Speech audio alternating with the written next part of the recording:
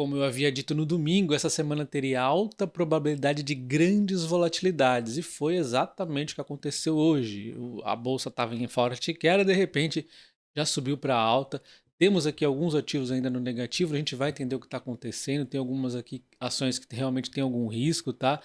E nós temos outras que recuperaram, como os bancos e as elétricas, que elas resistiram aí durante o dia inteiro muito bem, conforme eu também venho pontuando aqui, tá?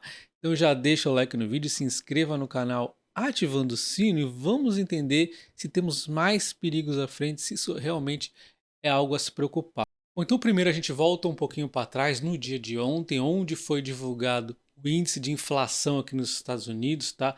O IPC veio em linha com o esperado, no anualizado aqui em 6%, fechou ali em linha, mas ainda tem uma pressão aqui no núcleo da inflação, não está totalmente de alívio, mas deu aquela leve aliviada, já que na prévia enviada anteriormente tinha sido muito ruim, né? Então aquilo lá repercutiu durante vários dias. Teve aí depois a pressão do Fed aí dizendo que poderia aumentar ainda mais a taxa de juros, enfim, né? Então isso aqui já dá uma leve aliviada, né?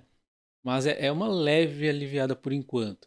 E aí na sequência nós temos a China, que até o momento está indo ok nos dados aqui, pode ter alguma surpresa nessa semana ainda, né? Mas o minério de ferro segue aqui uma continuidade de otimismo na demanda da China, ele está aqui estável, né? Então está resistindo bem, então existe uma perspectiva positiva aqui em relação à China, então até agora nós não temos vendo nenhum problema, né? Inclusive, falando da China, um parênteses aqui um pouco fora da economia, só para citar aqui, a China planeja aumentar a idade mínima de aposentadoria para lidar com a crise demográfica. Isso é a prova que INSS, ou seja qual for aí o sistema que os países adotem para aposentadoria, é pirâmide, não funciona, tá? Por isso que é bom a gente estar investindo na Bolsa de Valores, que é a nossa forma de estar se aposentando aí. Fecha parênteses, voltando aqui para a economia, né? Aqui está o grande problema, né, que ainda repercutindo a questão dos bancos. Lá. A gente vê hoje o Credit Suisse despencando 20% e essa tensão repercutiu nos bancos europeus aí todos, né, despencando. Na Itália teve aqui também circuit breaks nos bancos. Nós tivemos ações no Brasil também caindo bastante de bancos. Afetou o petróleo, é um caos generalizado, tá? Isso tudo ainda vem repercutindo do questão aqui do Silicon Valley Bank. Lembrando que o Silicon Valley Bank é mais uma questão de descasamento aqui de taxas, vamos assim dizer, né? Que eu expliquei mais detalhadamente em vídeos anteriores. Não é uma preocupação muito grande, mas é uma quebra de um banco que aí causa esse mal-estar para todos eles. É algo que o banco, no meu entender, o banco que fez vacilo, é que ele errou, né? Então, esse descasamento das taxas, que ele impressou no momento errado, nos períodos errados, além do desaquecimento dos empréstimos, vamos assim dizer, das empresas fintechs aí, né, e empresas de tecnologia, acabou dando aí o ruim para o banco. Nós tivemos depois preocupações também no Signature Bank aqui no domingo, então os Estados Unidos vieram falar aqui que vão auxiliar dentro do possível aqui esses bancos, aí deu uma aliviadinha.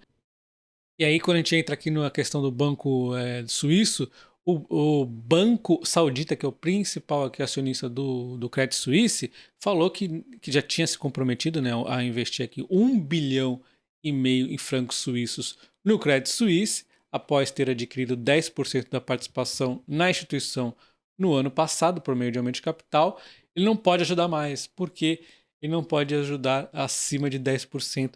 É uma questão regulatória, né? Então essa mensagem aqui já trouxe uma preocupação sobre o Credit Suisse, que está numa situação muito delicada. E aqui a história é outra, né? Nós estamos falando aqui os outros bancos aqui que a gente está falando, é pequenininho perto do Credit Suisse, é um banco gigantesco. Então a gente tem aqui a narrativa que o Credit Suisse não vai realmente ir à falência, que ele está aqui ainda indo bem, né, segundo aqui o próprio pessoal do banco. Tem alguns analistas que dizem que ele vai resistir e tal, mas na eventualidade dele precisar realmente um reforço aqui, acredita-se que o Banco Central Europeu vai ajudar. Mas isso aqui nunca é muito bom, né? No momento aqui frágil da economia, isso aí, né? É aquela velha história, não existe dinheiro público, existe dinheiro de pagadores de impostos. E aí esse dinheiro vai vir da onde, né?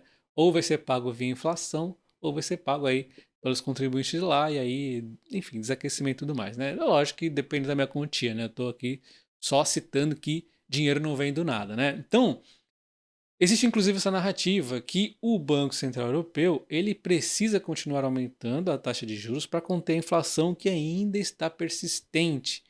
E aqui tem um grande problema. Se ele continuar aumentando dessa forma aí, os bancos aqui vão estar quebrando, né? Eles não estão aguentando, tá difícil para eles. A gente já viu aqui o descasamento do Silicon Bank lá, agora a gente está vendo aqui os bancos todos sofrendo, então não é tão fácil, né, essa decisão aqui. Eu acho que diminuir, que nem eles falam que não necessariamente, mas talvez parar de subir ou desacelerar essa subida vai ser difícil. Subir muito rápido nunca é bom. A gente viu aqui no Banco do Brasil, nos bancos no Brasil, e aí vem um ponto interessante, né? Muita gente criticando o Bradesco, o Santander, né? Que eles realmente sofreram com a margem de mercado, que a Selic subiu muito rápido, né? Foi muito imprevisível. E olha só, enquanto lá os bancos quebram, aqui os bancos só têm lucro menor. Eles resistiram muito bem, são fantásticos os bancos no Brasil. E aí a gente entra, né, nesse ponto que, inclusive aqui um analista, o Caruso, disse que uma coisa que precisa ficar clara é que o nosso sistema financeiro é muito robusto, com um grau de alavancagem muito menor para os bancos.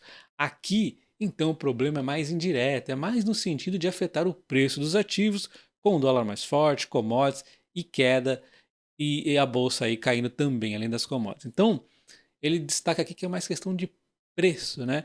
E não necessariamente perda de fundamentos, que os bancos vão dar ruim aqui para eles. Eu concordo, assim, mas tem um porém, né?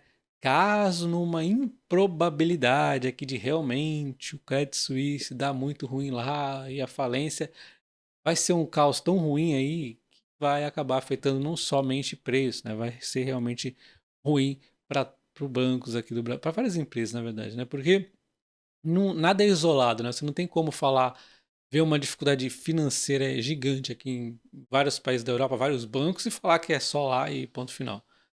E a prova disso é a questão do petróleo aqui caindo ao menor nível desde 2021, está hoje agora, chegou a bater 72,90, deu uma pouca recuperada aqui, está oscilando, né, ao longo do dia.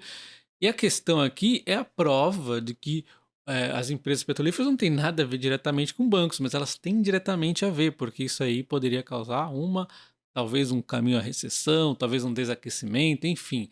É todo mundo olhando a economia. Isso afeta a economia, afeta várias empresas. Então, sim, vamos ficar um pouco preocupados, mas, né, lembrando, tá mais para o cenário de exagero aqui do que propriamente um problema, né? Então, petróleo aqui cai, as empresas petrolíferas dão oportunidade, mas tem aqui ruídos também no Brasil, tá? Que afetou aqui, por exemplo, a PetroRecôncavo caindo aí, estava caindo 20 ainda há pouco, tá?